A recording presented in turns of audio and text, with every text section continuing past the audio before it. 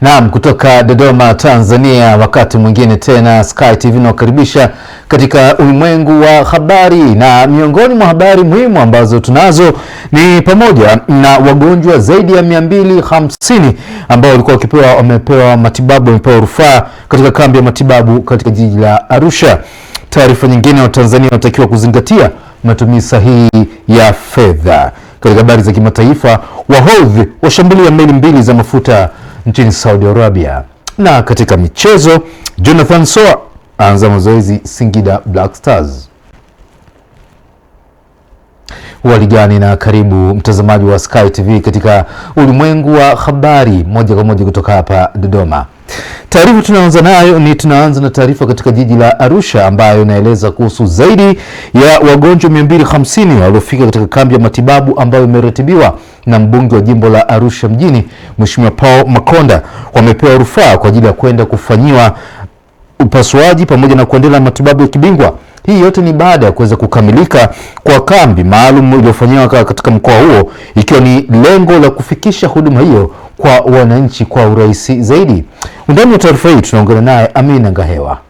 Taarifa hizo zimetolewa na mbunge wa jimbo la Arusha mjini ambaye pia ni waziri wa habari, utamaduni, sanaa na michezo, Paul Makonda, wakati akitoa taarifa kwa waandishi wa habari mafanikio ya kambi hiyo, ambapo amesema wagonjwa hao ni miongoni mwa wagonjwa zaidi ya 24,871 waliopata huduma matibabu katika kambi hiyo. Tunao wagonjwa wanaotakiwa kupelekwa rufaa kwenda kufanyiwa operation. Hawa si wagonjwa wa kwenda kupewa dawa. Dawa tunazo na tumezitoa, na wale walioweza kufanyiwa operation pale uwanjani wamefanywa wapi? Uwanjani. Sasa hawa 258 wanatakiwa kwenda kufanyiwa operation, sio kitu kingine. Wanahitaji nini? Operation. Tumeona hawa wananchi 258 wote tuwapeleke kwenye hatua ya pili ya kwenda kufanyiwa operation.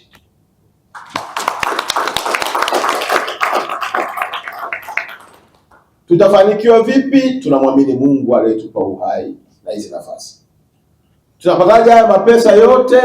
Tunamuomba Mungu atufungulie mlango watu wema na wenye mapenzi mema na waliojaliwa huruma, wanaokumbuka wapi walitoka, ili wakarejeshe furaha na tabasamu kwa watu walioko kwenye jamii yetu. Katika hatua nyingine, waziri huyo anabainisha namna kambi hiyo ilivyobaini maeneo yanayohitaji kuwekewa nguvu, ikiwemo utoaji wa elimu kwa wananchi. Tunahitimisha zoezi letu la awamu ya 3 kwa kuwa na rekodi sahihi ya watu waliotibiwa, idadi yao wakiwa 24,871. Ni idadi kubwa sana kwa rekodi zetu, imevunja rekodi na ufanisi umeongezeka na mapungufu yameendelea kupungua kutokana na uzoefu tulioendelea kupata. Lakini yako maeneo ambayo nimeyaona yanahitaji elimu zaidi. Kwa mfano, kwenye upande wa mionzi unapata picha ya kwamba wanawake 834 walipata huduma ya mionzi, lakini wanaume 603, na jumla kupelekea watu 1437.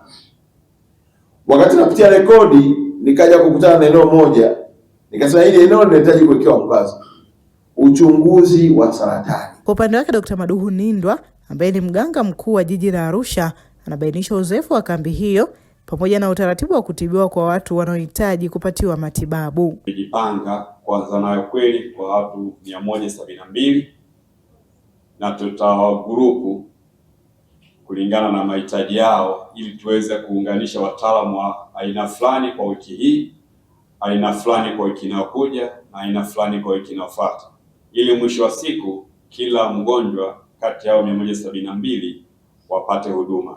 na tumeteua sehemu 3. Sehemu ya kwanza itakuwa ni hospitali ya Kaloleni, sehemu ya pili itakuwa ni hospitali ya halmashauri ambao maarufu kama Njiro, na sehemu ya 3 itakuwa kituo cha afya Levolosi. Kwa katika wote hao tuwa group na watapata huduma ipasavyo. Kutoka mkoani Arusha, Amina Ngahewa, Sky TV. Naam, ni kambi ya matibabu na nia ni kuhakikisha kabisa kwamba matibabu yanafika karibu kabisa na wananchi. Taarifa nyingine ambayo tunayo ni kuhusu Watanzania wametakiwa kuhakikisha kuwa na matumizi sahihi ya fedha, lakini vile vile kuweza kutunza fedha. Undani wa taarifa hii tunaungana na mwanahabari wetu Michael Francis Mundala. Hapa ni katika ukumbi wa EPZA uliopo katika viwanja vya Dr. Samia Suluhu Hassan ndani ya manispaa ya Geita, sehemu ambayo makundi ya wasanii pamoja na wachimbaji wadogo yamepewa elimu ya matumizi sahihi ya fedha pamoja na utunzaji wa fedha hizo. Benki Kuu ya Tanzania BOT ndio wamekuwa waongozaji wa mafunzo haya. Makundi haya katika hali halisi ni kwamba yanakutana na jamii kubwa katika maeneo yao ya kazi, hasa ukizingatia kwa sababu kwa mfano washereheshaji. Tunajua washereheshaji mara nyingi wanakuwa wamepewa kazi ya kusherehesha sherehe fulani. Kwa hiyo tunaamini kwamba kule kwenye hizo sherehe wakipeleka elimu hii, basi watakutana na umma mkubwa zaidi, kwa hiyo watapeleka hiyo ajenda ambayo tunawapatia. Huo uwezo tuliowajengea wa elimu, tuna uhakika itakuwa ni rahisi zaidi kwao kuifikisha, watakuwa wametusaidia sisi kusukuma hayo mafunzo kwa jamii kubwa zaidi, kwa umma mkubwa zaidi wa Watanzania. Nao baadhi ya washiriki wa mafunzo haya wameeleza namna ambavyo wataenda kuielimisha jamii juu ya utunzaji wa fedha pamoja na matumizi sahihi. Tumepata elimu ambayo ni kubwa, na kwa wakati mwingine tulikuwa hatuelewi, lakini sasa hivi tumeelewa. Tutakuwa mabalozi wazuri sana kwa mazingira ambayo tunafanyia kazi, hususan kwa upande wetu wa wachimbaji. Ndio sehemu kubwa kabisa ambayo fedha zinakaa katika mazingira ambayo ni magumu, kuchafuliwa, kukanyagwa na kufanyia vitu vingine ambavyo sio sahihi. Lakini kupitia elimu hii tuliyoipata, tutakuwa chachu ya kuweza kuelimisha vijana na wachimbaji wote kwa ujumla kwamba tunahitaji kutunza fedha. Sasa wasanii watu tunatunza fedha. Wengi wanatunza fedha kwa kupitia kututunza mfano usoni. Pale unapotunza usoni, mimi nitawashauri kwamba waweke chombo ambacho chombo hicho wakiwa wananitunza fedha zile ziweze kukaa kwenye kile chombo ili fedha hizo ziwe salama zaidi. Kwa semina hii ya watu wa BOT, kitu kikubwa ambacho sisi tumeelewa ni kwamba fedha zetu za Watanzania tulikuwa tunazitumia vibaya sana. Lakini kwa wao kutoa elimu hii hapa na semina hii, tumejifunza kitu kwamba fedha hii inachukua gharama kubwa kuitengeneza, alafu sisi tunaitumia vibaya. Lakini sasa hivi kwa sisi ambao tumepata semina hii, tutaufikisha ujumbe kwa wananchi wale ambao tutakuwa na uwezo nao wa kuweza kuwafikia. Tutawaambia jinsi ya kuweza kuhifadhi fedha vizuri na kuweza kuitumia fedha vizuri. Kweli kabisa, wengine tulikuwa tuelewi, kumbe fedha uko ukitumia tu hata kwenye maji, ukiloa tu kidogo, fedha tena inakuwa haina thamani. Itakuwa na thamani katika matumizi yetu, lakini tunawalisha serikali ya sala kutumia jinsi ya kuitengeneza ile fedha. Nikiripoti kutoka hapa katika viwanja vya Dr. Samia Suluhu Hassan katika ukumbi huu wa EPZA, mimi ni Michael Francis Bundala. Naam, taarifa nyingine ni kuhusu mabalozi wa mazingira nchini wametakiwa kuhakikisha kuwa wanashirikiana kwa ukaribu kabisa na serikali katika kuhamasisha jamii kuhusu utunzaji pamoja na usimamizi endelevu wa mazingira, lengo likiwa ni pamoja na upandaji miti na matumizi sahihi ya nishati safi ya kupikia. Mindi Joseph ana taarifa ifuatayo.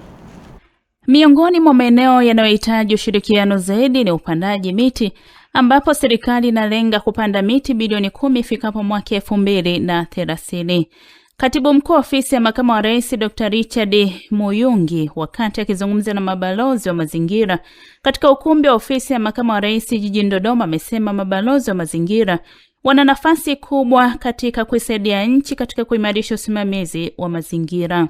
Hali ya usimamizi wa taka kwa sasa ni 37%. ya taka zote zinazozalishwa ndio kusanywa na kuchakatwa. Tunataka tutoke hapo tuende 100%, ili watu wawe salama, lakini taka iwe fursa.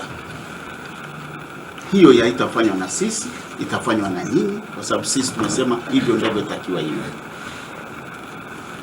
Hali ya kilimo, tunataka tulime, lakini tubakize ardhi iliyohifadhiwa na kilimo kisichafue mazingira, lakini kilete tija kwa wananchi kwa maana ya ongezeko lake. Post harvest loss ambazo ni 30% zipungue, ziwe almost zero, ili tupunguze upotevu. Kinachopotea sasa kije kitumike baadaye. Hiyo hatuifanyi sisi, ni nyinyi na elimu nayoitumia baada ya kuelewa haya. Usimamizi wa mazingira, kujitoa, kaacha muda wenu na nini, kwa kweli mimi nimefarijika sana baada ya kusikiliza moja moja. Na ukisikiliza sana, sio kwa ajili ya faida yenu binafsi. Sikusikiliza mtu ambaye anatarajia kuwa tajiri kutokana na shughuli hizi. Ni kwa ajili ya taifa letu. Kwa ndio maana nawaona kwamba yani kwa kweli ni moyo wa kizalendo, ni moyo wa kujitoa. Kwa hiyo nikisema vishindo umevihimili, na maana ya kweli kwamba sikusikia mtu ambaye ana mpango wa kutajirika kutokana na shughuli hii, ila kila mtu anaona ana wajibu wa kuisaidia nchi yetu kuwa na mazingira bora kwa nyinyi wenyewe kama vizazi vya sasa na vizazi vijavyo. Ni 37% ya taka zote hukusanywa na kuchakatwa, hivyo ni wakati sasa kwa kushirikiana na mabalozi wa mazingira kuhakikisha usimamizi wa taka unaimarika na kufikisha 100%. Hivyo mabalozi wa mazingira wanapaswa kuwa chachu wa kuelimisha na kuhamasisha jamii katika matumizi ya nishati safi ya kupikia, ambayo serikali imeweka lengo kuwa ifikapo mwaka 2030 80% ya wananchi wao wanatumia nishati safi. Mindi Josefu, Sky TV.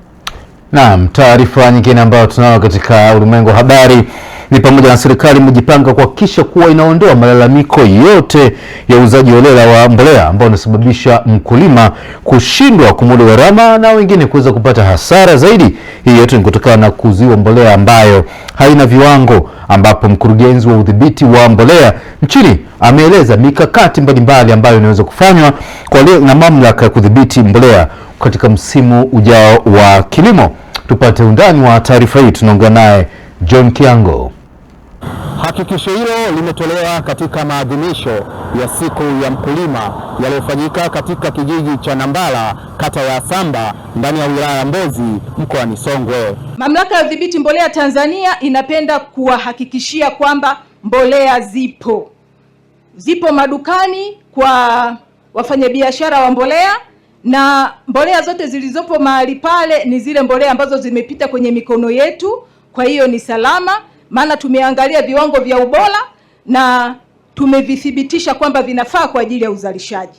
Lakini tunaloliomba kwa wakulima ni kwamba hakikisha unanunua mbolea hiyo kupitia mfumo, ili mwisho wa siku uwe na uhakika, na kama kunakuwa na malalamiko yoyote inakuwa ni rahisi kufanya ufuatiliaji. Mamlaka ya udhibiti mbolea, pamoja na kusajili na kuhakikisha viwango vinaendelea kulindwa vya mbolea, lakini mbolea inatakiwa itumike mahali ambapo tayari unajua afya ya udongo wa eneo husika. Sisi kama mamlaka ya udhibiti wa mbolea tunasema kilimo chanya, au ili kuweza kuzalisha kwa tija lazima tutumie mbolea kwa usahihi, lazima tutambue afya yetu ya udongo, lengo ili uweze kuzalisha kwa tija. La msingi, naomba mnunue mbolea katika mfumo wa ruzuku.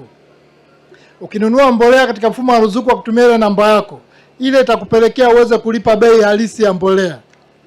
Lakini tukienda kununua nje ya mfumo wa ruzuku, kwa mfano nanunua mbolea bila kuscan, bila kutoa ile namba, dinapelekea ile mianya ambayo tunaisikia huko watu wakilalamika kwamba wameuziwa pembejeo ambazo hazina. Aidha, ofisi ya mkuu wa mkoa kupitia idara ya kilimo inaendelea kusubiri majibu ya upimaji wa sampuli za udongo kitaifa inayosaidia kujua mbinu za kuwasaidia wakulima ili waweze kupambana na soko la nje kwa kuzalisha mazao yenye ubora. Tunasubiri matokeo ya upimaji udongo kitaifa ambao watakuja kutuelezea vizuri kwa matumizi ya mbolea gani tuitumie, kwa kiasi gani na wakati gani. lakini wataalamu wetu watatushauri zaidi sasa, kwa sababu wanaishi na sisi. Licha ya mamlaka ya udhibiti wa mbolea kuhakikishia wakulima upatikanaji wa mbolea ya kutosha kwa msimu ujao, lakini wanaiomba serikali kuleta mbolea katika vipindi muafaka ili wawe na uhakika wa kupata mavuno mengi. Serikali tumesikia kwamba mbolea kweli imepanda bei. Sasa mimi binafsi na naamini Watanzania wenzangu wengi ambao tunaomba basi upatikanaji wa hiyo mbolea uwe ni mkubwa zaidi, na hata pale ambapo tutajikongoja kuweza kupata pesa ya kuweza kuipata hiyo mbolea tusiwe tunapata tena shida. Na pia ningeomba kwamba mbolea hiyo ikipatikana kwa wepesi basi iwe inakuja kwa wakati mwafaka. Kama ni msimu wa kupanda basi tupate mbolea ya kupandia kwa wakati, na kama ni msimu wa kukuzia tuweze kupata mbolea kwa wakati ambao inahusiana na masuala mazima ya kukuzia. Yaani ningependa kwamba serikali isiwe inapishana na msimu namna ambavyo unaenda. Kwenye mbolea changamoto, utakuta umeenda kununua mbolea unakuta mbolea hamna. Na hilo pia nalo lilituletea wakulima changamoto. Ndio. Ombi letu kwa msimu huu tulikuwa tunaomba kwamba mbolea ifike kwa wakati mwafaka. Maana hata mbolea kama ni zao umepanda, ukichelewa kuweka mbolea lazima lile zao hautanufaika. Tunaomba watupatie mbolea kwa bei nafuu. Mbolea kwanza zinakuja msimu ambao sio wenyewe.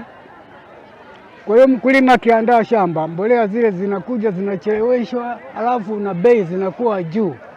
Mahindi kidogo. Sasa wakulima tunashindwa. Nikiripoti kutoka hapa mkoani Songwe, mimi John Kiango, Sky TV.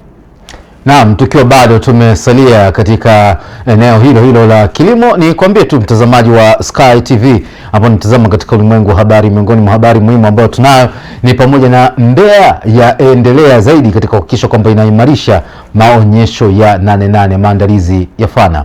Mmoja kati ya taarifa ambayo utaweza kwenda kuipata vizuri muda na wakati kama huu, ambapo ikiwa zimebaki siku takribani 8 kuanza kwa maonyesho ya wakulima 88 katika mikoa ya Nyanda za Juu Kusini, mkandarasi wa kampuni ya Nice Construction ameagizwa kuhakikisha kwamba anaongeza kasi ya ujenzi wa uzio wa uwanja wa John Mwakangala ili kuhakikisha kwamba maandalizi ya maonyesho hayo yanakamilika kwa wakati. Undani wa taarifa hii tunaungana naye Upendo Kibetile. Katibu anayeshughulikia uchumi na uzalishaji Saidi Madito amesema mkandarasi wa kampuni ya Nice Construction ambaye alikuwa amesitisha ujenzi wa uzio wa uwanja wa John Mwakangale amerejea kazini, hatua inayotoa matumaini ya kukamilika kwa maandalizi ya maonyesho ya wakulima ya 88 yanayotarajiwa kuanza Agosti 1 mwaka huu. Wakandarasi wote wako site na wanaendelea na kazi, na kwa kikao cha jana ambao tumekubaliana nao, tunaamini kabla ya maonyesho kwa commitment ambazo wamezifanya wao wenyewe itakuwa zimeshakamilika, kwa maana wanaongeza manpower na vifaa kwa ajili ya kukamilisha kazi zote za ujenzi ndani ya uwanja wa John Mwakangale. Mkuu wa mkoa wa Mbeya Beno Malisa amesema maandalizi ya maonyesho ya wakulima ya 88 yanaendelea vizuri na kwa sasa yapo katika hatua za mwisho za ukamilishaji. Tunashukuru Wizara ya Kilimo, wameitikia vizuri, wataalamu wake wote wameshafika na wako site, na hata nyinyi mkienda kutembelea mtawakuta. Kwa hiyo wanakimbizana kumalizia ukuta, barabara na miundombinu yote ya kuhakikisha maonyesho yale yanafanyika katika mazingira bora na yanayofaa kwa shughuli. Kamati ya maandalizi ya maonyesho ya wakulima ya 88 imetangaza utaratibu mpya kwa wananchi wanaotembelea maonyesho hayo kwa lengo la kurahisisha ushiriki wao na kuwawezesha kujifunza teknolojia mbalimbali za kisasa za kilimo. Sura yetu ya maonyesho ya mwaka huu yatakuwa na kiingilio kidogo kwa ajili ya uendeshaji wa maonyesho.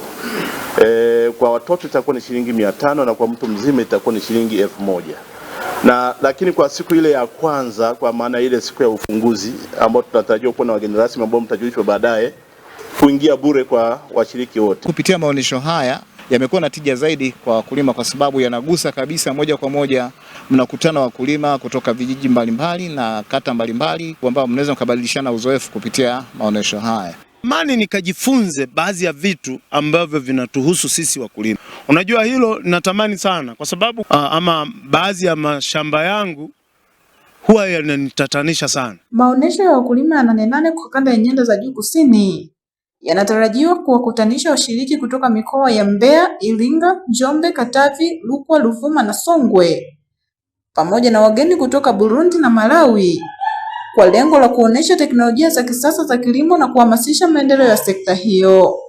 Nikiripoti kutoka mkoani Mbeya, Upendo Kibetile, Sky. Naam, ikiwa bado tumesalia katika eneo la kilimo kwa sababu tunaelekea katika msimu wa 88. Sasa tunaungana na Lai Saidi mwenye taarifa ambayo inaeleza kuhusu wakulima kutoka mikoa ya Manyara, Arusha, Kilimanjaro kwa pamoja wametakiwa kutumia teknolojia ya kisasa na kuzingatia zaidi viwango vya ubora katika uzalishaji wa ongezeko la thamani ya mazao ya kilimo, hatua ambayo inalenga kuwawezesha kwa kiasi kikubwa sana kupata masoko ya uhakika ndani na nje ya nchi. Hii ni taarifa zaidi. Wito huo umetolewa na mkuu wa mkoa wa Manyara, Queen Sendiga, alipokuwa akizungumza na wanahabari, ambapo amewahimiza wakulima kujitokeza kwa wingi katika maonyesho ya 88 kanda ya kaskazini ili kujifunza na kutumia teknolojia na mbinu mpya za kilimo. Lakini pia tunategemea idadi ya vifaa vitakavyoletwa vya kisasa ambavyo vimebuniwa katika kipindi hiki katika kuongeza tija na mnyororo wa thamani wa mazao ya kilimo vitakuwa vingi vya kutosha, ambavyo wananchi kwa kweli watapata fursa sio tu kutazama lakini pia kujifunza. Karibuni sana katika uwanja wa 88 Temi Njiro jijini Arusha. Karibuni 88 2026. Tambua soko, ongeza tija, kutekeleza dira 2050. Kwa upande wake, katibu tawala msaidizi anayesimamia sekta za uchumi na uzalishaji mkoa wa Manyara, Faraja Ngerageza, amesema maonyesho hayo yatatoa fursa kwa wakulima kujifunza teknolojia mbalimbali zinazohusisha mnyonyoro mzima wa uzalishaji, kuanzia ulimaji, uvunaji, uhifadhi hadi uchakataji na uongezaji thamani wa mazao. Tunafahamu athari mabadiliko ya tabia nchi. Hatuwezi kuendelea kulima kwa style hii tunaolima sasa hivi. Hatuwezi kuendelea kufuga kwa style tunayofuga kwa sababu mabadiliko ya tabia nchi yanaathiri nyanda za malisho. Tunakosa malisho, kwa hiyo uzalishaji wa mifugo unakuwa na matatizo kama ambavyo unakuwa matatizo katika uzalishaji wa mazao ya chakula, vile vile katika ufugaji. Kwa hiyo technology ndio jambo kubwa ambalo mtaanza kuliona kutoka sasa na kuendelea katika maonyesho ya namna hii. Amesema matumizi ya teknolojia hizo na uzingatiaji wa viwango vya ubora vitasaidia kuongeza ushindani wa mazao ya wakulima katika masoko ya ndani na kimataifa, huku yakitoa suluhu la changamoto ya ukosefu wa masoko ya uhakika kwa mazao ya chakula na biashara. Lai Saidi, Sky TV. Na mnatazama ulimwengu wa habari kutoka hapa Sky TV, na hiyo ni tamati ya habari za kitaifa katika ulimwengu wa habari kutoka Sky TV. Mapumziko yafuatayo tutapeleka moja kwa moja katika mkusanyiko wa habari za biashara na uchumi. Endelea kubaki na sisi.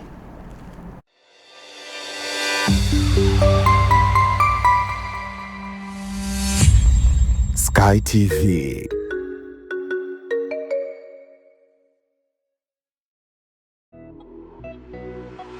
Uongozi wa shule za Iyula Malaika Pre and Primary School zilizopo Ntyuka Dodoma na Mantengu B mji wa Vwawa mkoani Songwe unatangaza nafasi za masomo kwa wanafunzi wa awali na msingi. Kwa wanafunzi wa awali, shule inapokea watoto kuanzia umri wa miaka 2 na kuendelea. Na kwa wanafunzi wa elimu ya msingi, shule ya Iyula Malaika iliyopo Ntyuka jijini Dodoma inapokea wanafunzi kuanzia darasa la 1 mpaka la 4. Na shule ya Iyula Malaika iliyopo Vwawa mkoani Songwe inapokea wanafunzi kuanzia darasa la 1 hadi la 5. Mzazi au mlezi unakaribishwa kumleta mwanao katika shule za Iyula Malaika kwa elimu bora zaidi. Kwa mawasiliano zaidi piga simu namba 0745557379 au 0742062424 na 0793186716.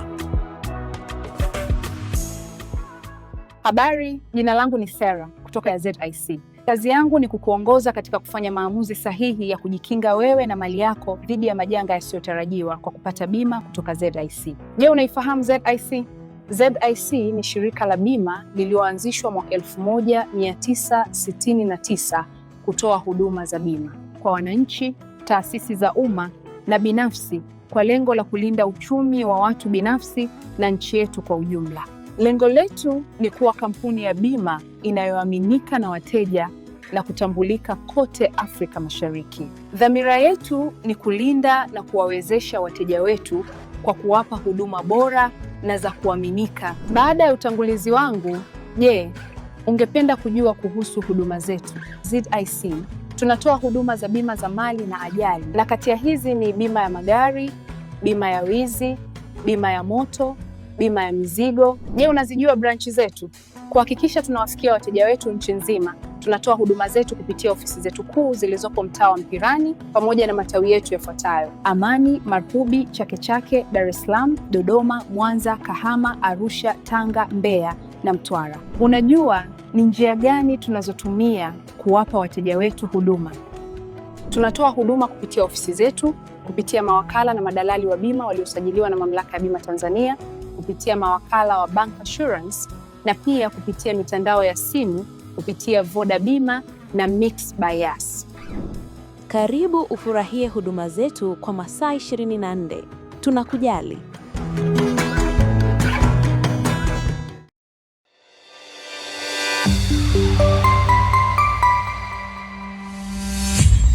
Sky TV.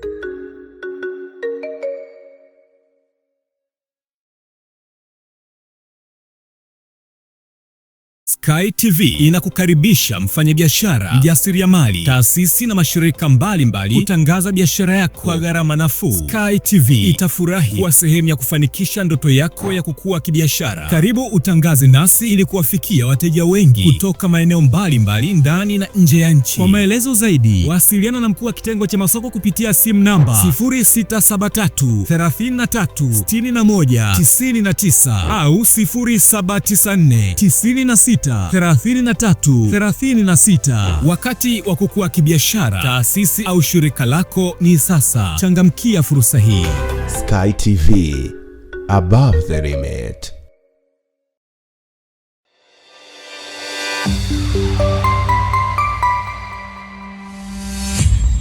Sky TV.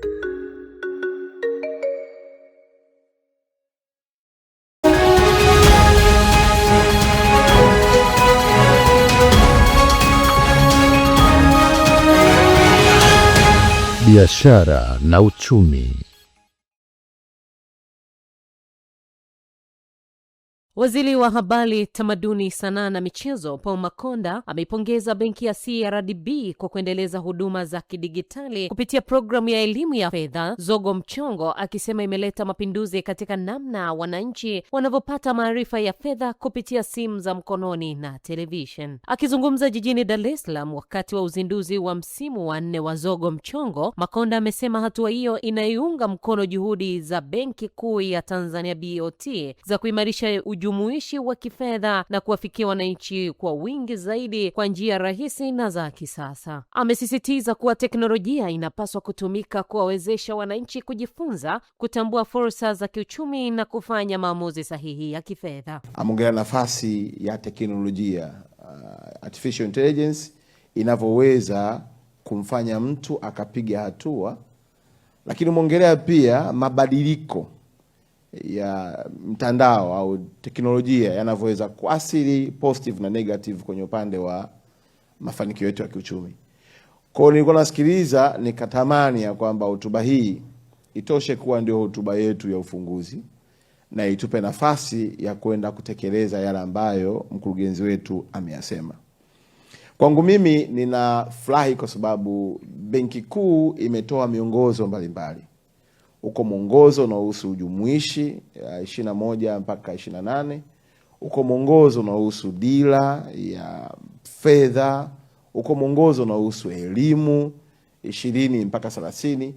Hii miongozo yote iliyotolewa na Benki Kuu, lengo lake kubwa ni kuzipa nafasi benki kutoa elimu, na elimu hiyo ilete mrejesho chanya wa wananchi juu ya matumizi ya fedha.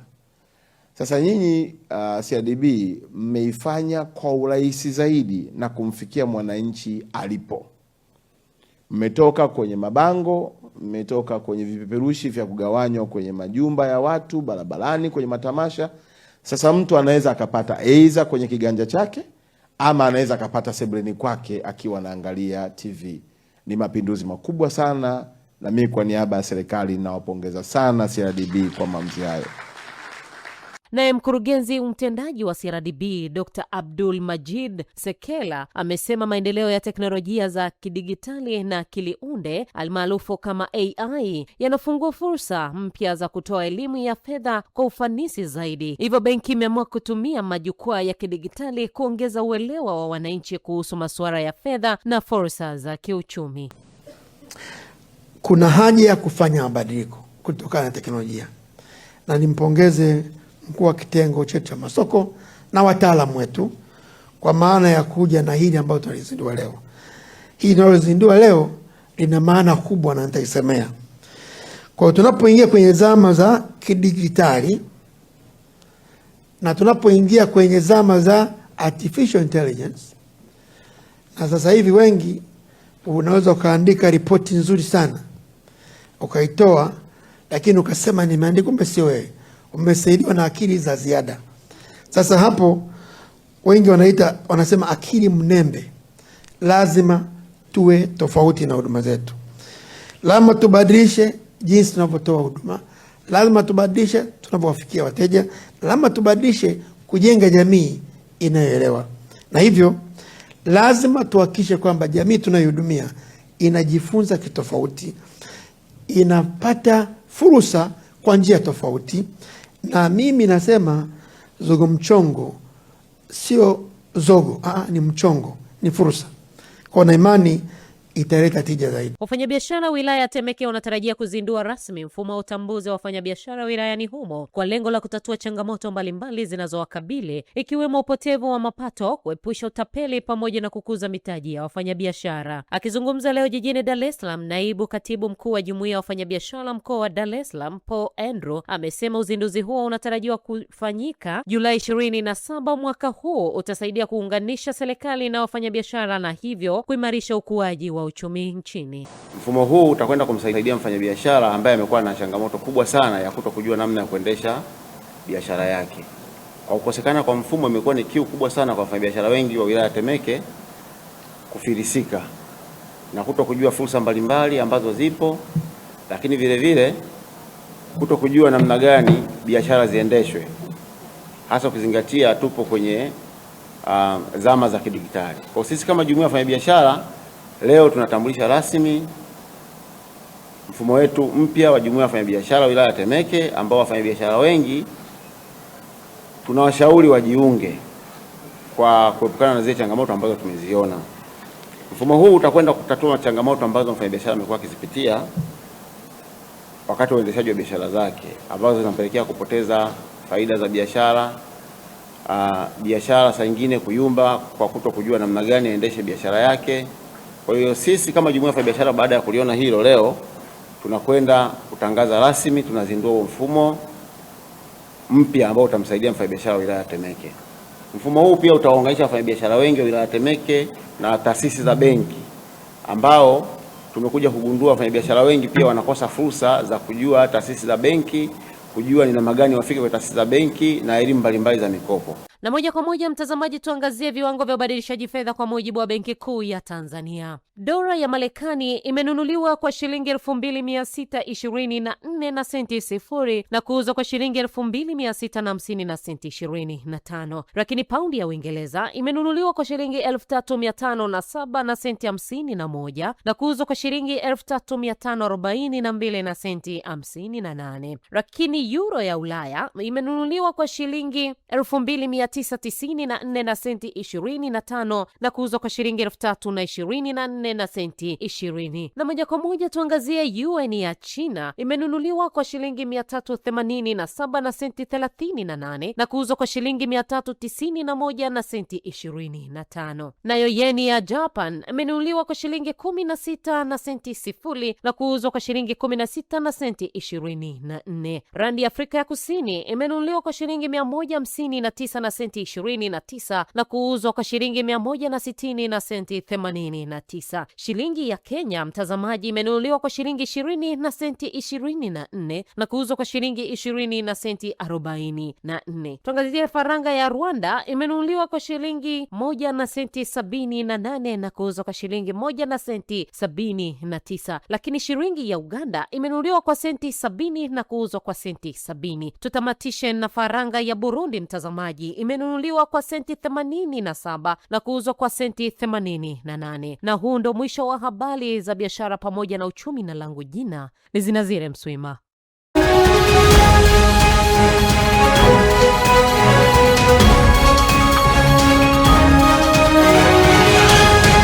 Biashara na uchumi.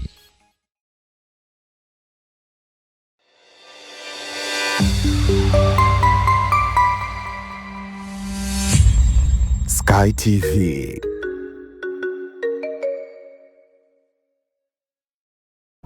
Kukamilika kwa habari za biashara na uchumi kunatoa nafasi nyingine tena ya kupata mkusanyiko wa habari za kimataifa kutoka hapa Sky TV katika ulimwengu wa habari.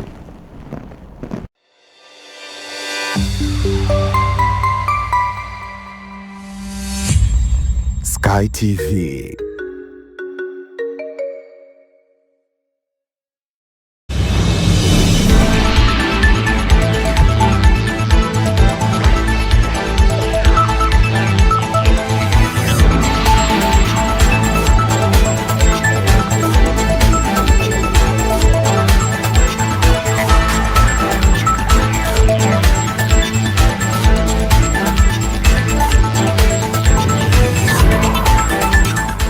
Habari za kimataifa. Habari za kimataifa, tunaanza na taarifa ifuatayo. Waasi wa Kihouthi nchini Yemen wamedai kuzishambulia meli mbili za kubeba mafuta za Saudi Arabia katika bahari ya Sham jana Jumatano. Hatua hiyo inaweza kusababisha kupanuka zaidi kwa mzozo katika vita vya Marekani na Irani ambavyo tayari vimeenea katika eneo lote la Mashariki ya Kati. Wahouthi walisema walifanya mashambulizi kwa kutumia makombora na ndege zisizo na rubani dhidi ya meli mbili za mafuta za Saudi Arabia ambazo kwa mujibu wao zilikiuka zuio la usafiri wa baharini. Kundi hilo limezitaja meli hizo kuwa ni Enselia na Laila. Kitengo cha Uingereza kinachofuatilia na kuratibu taarifa za usalama wa meli za kibiashara katika maeneo yenye hatari baharini, UKMTO, kimesema kuwa nahodha wa meli moja aliripoti kushambuliwa na kitu kisichojulikana kilichorushwa takribani maili 70 za baharini kusini magharibi mwa Al-Shukaik nchini Saudi Arabia. Wakati huo huo, Marekani na Saudi Arabia zimesaini makubaliano ya ushirikiano katika matumizi ya nyuklia kwa madhumuni ya kiraia yenye lengo la kusaidia taifa hilo la kifalme kuendeleza mpango wake wa nishati ya nyuklia. Waziri wa nishati wa Marekani Chris Wright na waziri wa nishati wa Saudi Arabia Abdulaziz bin Salmani walisaini makubaliano ya ushirikiano wa nyuklia yanayofahamika kwa jina la makubaliano ya 123 pamoja na makubaliano ya pande mbili kuhusu hatua za ulinzi na usimamizi. Wizara ya nishati ya Marekani imesema kuwa Washington inatarajia kunufaika kiuchumi kupitia uuzaji wa teknolojia ya nyuklia kwa Saudia na kuunda nafasi za ajira kwa Wamarekani. Hata hivyo, maelezo kamili ya makubaliano hayo hayakuwekwa wazi mara moja. Taarifa nyingine ni kwamba Marekani imesema kuwa imeanzisha mashambulizi mapya dhidi ya maeneo ya kijeshi nchini Irani kwa usiku wa 12 mfululizo. Kwa mujibu wa kamandi kuu ya Marekani CENTCOM, mashambulizi hayo yataendelea ili kudhoofisha zaidi uwezo wa Teherani wa kutishia mabaharia na meli za kibiashara. Mapema siku ya jana, Rais wa Marekani Donald Trump alisema katika hafla iliyofanyika katika jimbo la Georgia kwamba haamini kuwa Irani iko tayari kufikia makubaliano. Aidha, pia alitoa onyo akisema kwamba Marekani itaharibu daraja moja au kituo kimoja cha kuzalisha umeme nchini Irani kila wakati nchi hiyo itakaposhambulia meli katika mlango bahari wa Hormuz. Wakati huo huo, jeshi la walinzi wa mapinduzi wa Irani limetangaza mapema leo kwamba meli moja ya mafuta imeteketea kwa moto ilipokuwa ikijaribu kupita njia inayodaiwa kuwa na mabomu ya majini kusini mwa mlango bahari wa Hormuz. Na hatimaye, waziri wa mambo ya nje wa Ujerumani Johann Wadephul amehitimisha ziara ya siku 2 nchini Nigeria jana, wakati Berlin ikijitahidi kupanua fursa za kibiashara barani Afrika. Juhudi hizo zinafanyika katika kipindi ambacho Marekani inaonekana kuegemea zaidi katika sera za kujitegemea na vile ongezeko la shinikizo la kisiasa na kiuchumi kutoka kwa Urusi na China. Wadephul alitoa wito wa kuimarisha biashara na uwekezaji wakati wa mkutano na waziri mwenzake wa Nigeria Bianca Odemegu Ojukwu mjini Abuja baada ya kutembelea Jumanne mji mkuu wa kibiashara wa nchi hiyo, Lagos.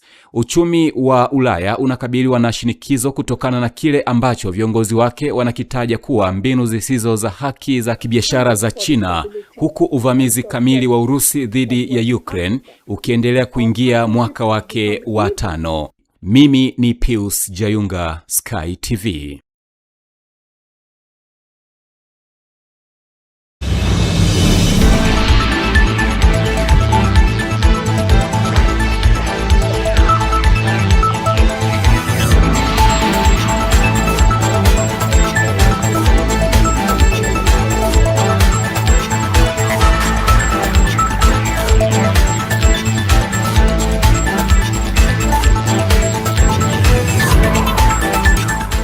Habari za kimataifa. Naam, mkusanyiko wa habari za kimataifa unatoa nafasi nyingine tena ya kuweza kukutanisha na Johannes Michael katika michezo na burudani, kujua nini ambacho kinachoendelea katika ulimwengu wa habari. Endelea kubaki na sisi.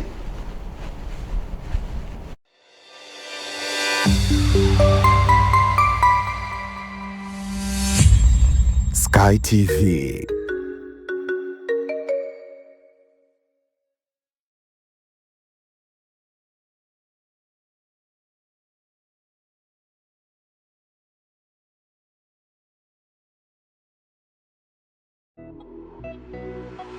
Uongozi wa shule za Iyula Malaika Pre and Primary School zilizopo Ntyuka Dodoma na Mantengu B mji wa Vwawa mkoani Songwe unatangaza nafasi za masomo kwa wanafunzi wa awali na msingi. Kwa wanafunzi wa awali, shule inapokea watoto kuanzia umri wa miaka 2 na kuendelea. Na kwa wanafunzi wa elimu ya msingi, shule ya Iyula Malaika iliyopo Ntyuka jijini Dodoma inapokea wanafunzi kuanzia darasa la 1 mpaka la 4. Na shule ya Iyula Malaika iliyopo Vwawa mkoani Songwe inapokea wanafunzi kuanzia darasa la 1 hadi la 5. Mzazi au mlezi unakaribishwa kumleta mwanao katika shule za Iyula Malaika kwa elimu bora zaidi. Kwa mawasiliano zaidi piga simu namba 0745557379 au 0742062424 na 0793186716.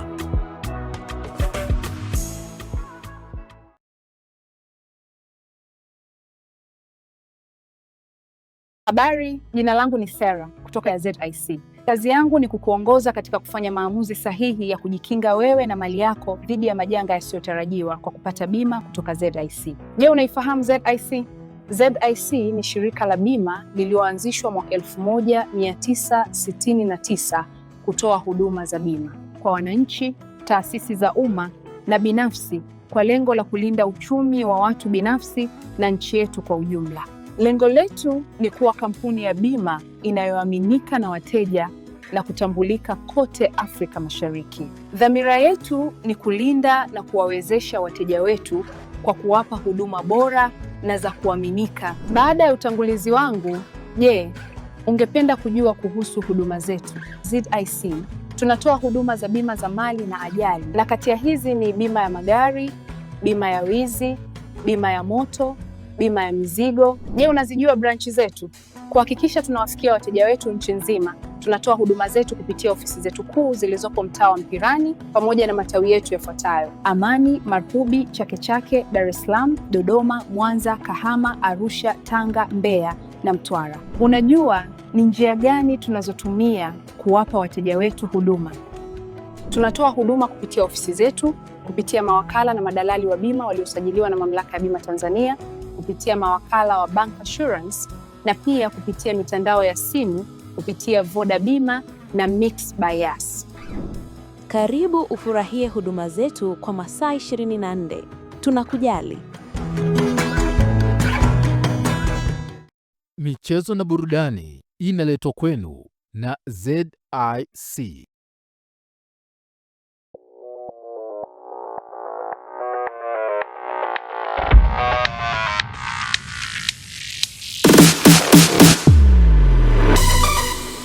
Habari za michezo na burudani. Huwari gani mtazamaji wa Ulimwengu wa Habari, karibu katika habari za michezo na burudani. Mimi ni Johannes Michael.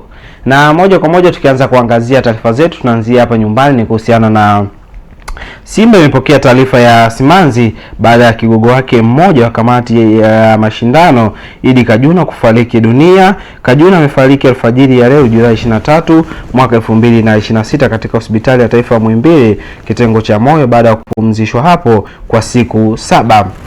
Mpaka anafariki Kajuna alikuwa makamu mwenyekiti wa kamati ya mashindano ya Simba, ambapo pia amewahi kuwa mjumbe wa kamati ya utendaji wa klabu hiyo. Mwenyekiti wa bodi wa kurugenzi Crescentius Magori amethibitisha taarifa hiyo akisema Simba imepoteza mpambanaji jasiri katika klabu hiyo.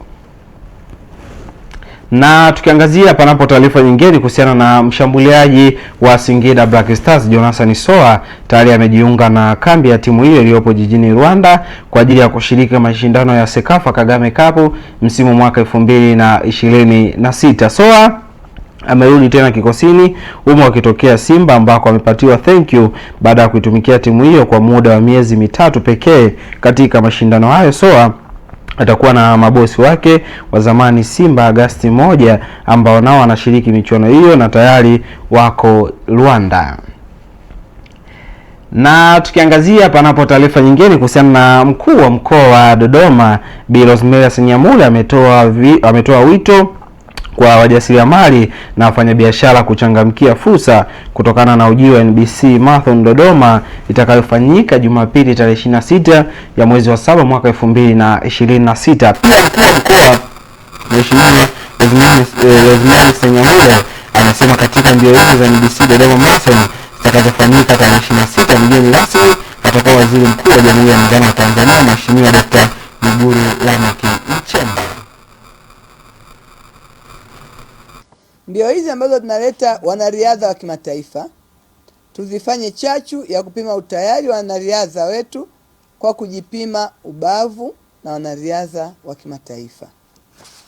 Lakini jambo nyingine ni kutangaza utalii wa mkoa wetu wa Dodoma.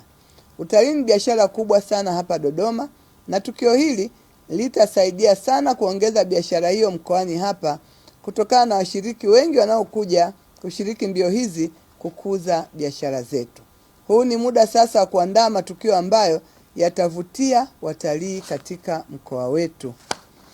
Nimefurahi kusikia kuwa mwaka huu mmeandaa hafla ya Dodoma Wine Festival, zao la Dodoma, siku ya Ijumaa tarehe 25 mwezi wa 7 mwaka 2026 ili kufungua soko la mvinyo na zabibu za mkoa wa Dodoma. Lakini pia mmetuandalia burudani kabambe kwa uwepo wa wasanii maarufu akiwemo msanii Mario na madj wa kutosha. Ndugu zangu, ndugu waandishi wa habari, napenda pia kuwatangazia kuwa Mheshimiwa Dr. Mwigulu Lameck Nchemba, mbunge, Waziri Mkuu wa Jamhuri ya Muungano wa Tanzania, anatarajiwa kuwa mgeni rasmi katika mbio hizi. Ombi langu kwa wananchi wa Dodoma, mbio hizi za NBC Dodoma Marathon ni fursa kubwa kwetu. Naomba mzingatie yafuatayo. Kwanza, kutoa nafasi kwa wakimbiaji kwenye barabara zetu. Kama una haja ya kutoka na gari siku hiyo, tujitahidi kuacha magari yetu nyumbani ili kupunguza msongamano wa barabarani na kutoa fursa kwa wakimbiaji. Lakini pia tunaweza tukatumia muda huo hata sisi kufanya mazoezi ya kutembea. Lakini pili, kuongeza usalama wa wageni wetu. Ukweli ni kuwa watu wa Dodoma ni wastaarabu na wenye amani.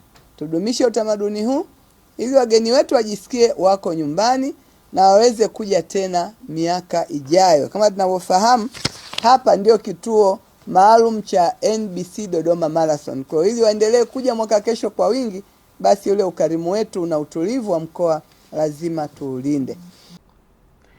Na tukikwea pipa hadi kimataifa ni kuhusiana na mshambuliaji Robert Lewandowski. Ameanza kazi nchini Marekani baada ya kucheza mechi yake ya kwanza akiwa na klabu yake ya mpya Chicago Fire FC kwenye ligi kuu ya MLS pale nchini Marekani. Hata hivyo mambo yalikuwa mabaya kwa upande wake kufuatia wapinzani wao Inter Miami kuibuka na ushindi wa idadi ya mabao 3-2 katika mtanange huo. Ulikuwa na upinzani mkali, mashabiki walishuhudia burudani ya kukata na shoka, huku mshambuliaji Luis Suarez aking'ara kwa kutupia mabao mawili katika mchezo ambao uliweza kukutanisha dhidi ya kikosi cha Chicago Fire. Na tukitazama panapo taarifa nyingine ni kuhusiana na baada ya kumalizika kwa kombe la dunia mwaka 2026, mtandao maarufu wa Transfer Market umechapisha thamani za soko za wachezaji, huku nyota wawili Erling Haaland wa Norway na Lamine Yamal wa Hispania wakishika nafasi ya kwanza kwa pamoja ikiwa na thamani ya euro milioni 220 kila mmoja. Kupanda kwa Lamine Yamal kumekuja kufuatia msimu bora alioonyesha pamoja na mafanikio ya kuongoza Hispania kutoa ubingwa wa kombe la dunia mwaka 2026, jambo lililomfanya kuwa mmoja wa wachezaji wenye thamani kubwa zaidi katika historia ya soka akiwa na umri mdogo. Na mtazamaji wa Ulimwengu wa Habari, naondo mwisho wa habari za michezo na burudani na kurejesha kwa Mali yangu Mugeta kuweza kuhitimisha Ulimwengu wa Habari kwa leo. Michezo na burudani inaletwa kwenu na ZIC.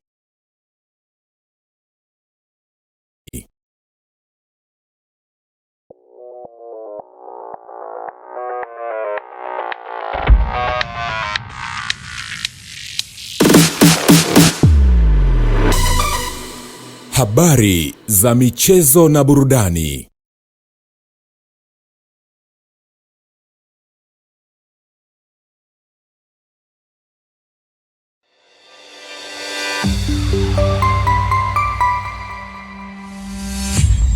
Sky TV.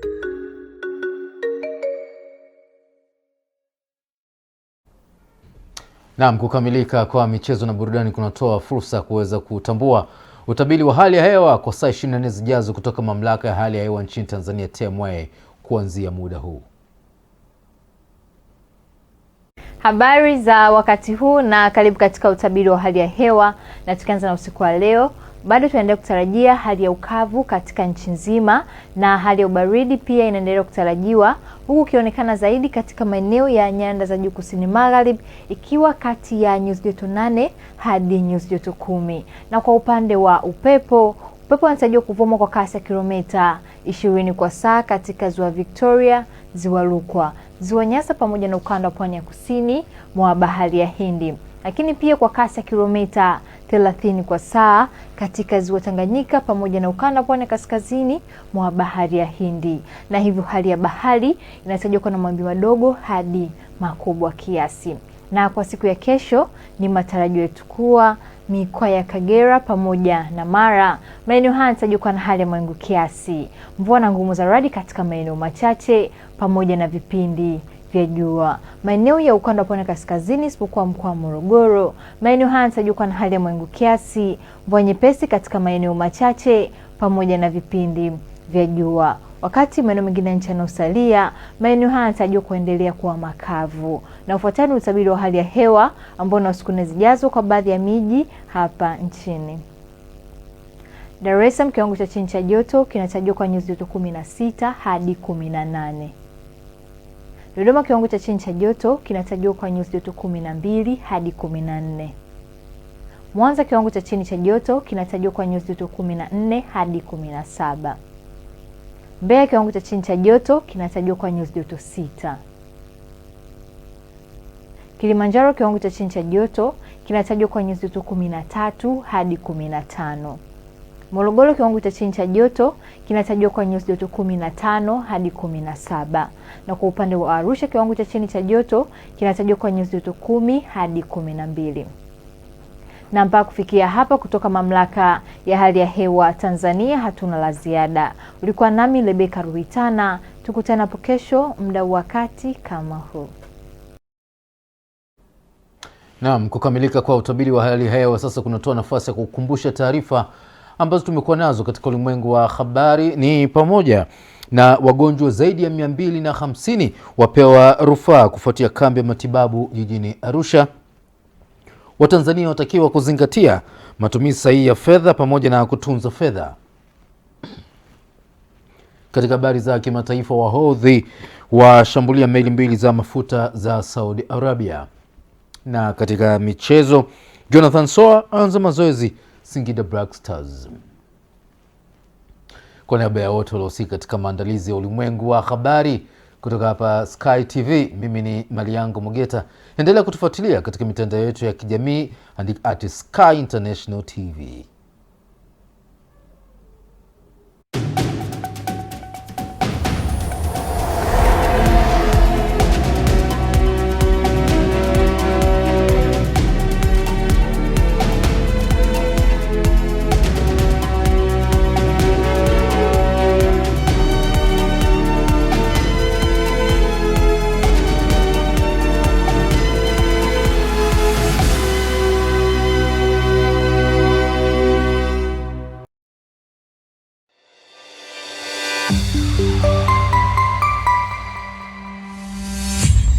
Sky TV. Sky TV inakukaribisha mfanyabiashara, mjasiriamali, taasisi na mashirika mbalimbali kutangaza biashara yako kwa gharama nafuu. Sky TV itafurahi kuwa sehemu ya kufanikisha ndoto yako ya kukua kibiashara. Karibu utangaze nasi ili kuwafikia wateja wengi kutoka maeneo mbalimbali ndani na nje ya nchi. Kwa maelezo zaidi, wasiliana na mkuu wa kitengo cha masoko kupitia simu namba 0673 33 61 99 au 0794 96 3336. Wakati wa kukua kibiashara, taasisi au shirika lako ni sasa. Changamkia fursa hii. Sky TV, above the limit.